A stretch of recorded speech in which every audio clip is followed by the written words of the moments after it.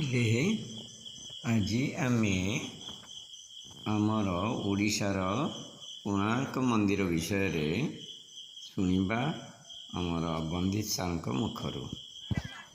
ତ ଦର୍ଶକ ବନ୍ଧୁ, এই ମନ୍ଦିରର ସାରାଂଶ ମୁଁ ଆପଣଙ୍କୁ ବିବରଣୀ କହିଦେଉଛି।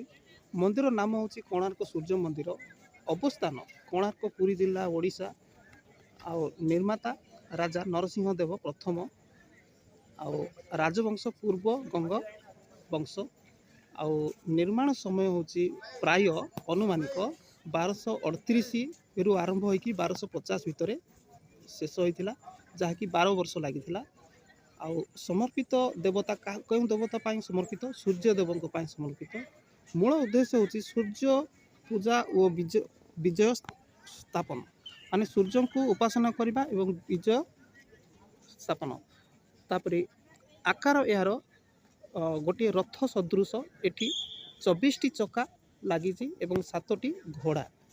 ତ ଏଇଭଳି ଆପଣମାନେ ଆଉ ଆଗକୁ କିଛି ଇନଫର୍ମେସନ୍ ପାଇବେ। କାଟି ଦିଅନ୍ତୁ। ଦେଖ।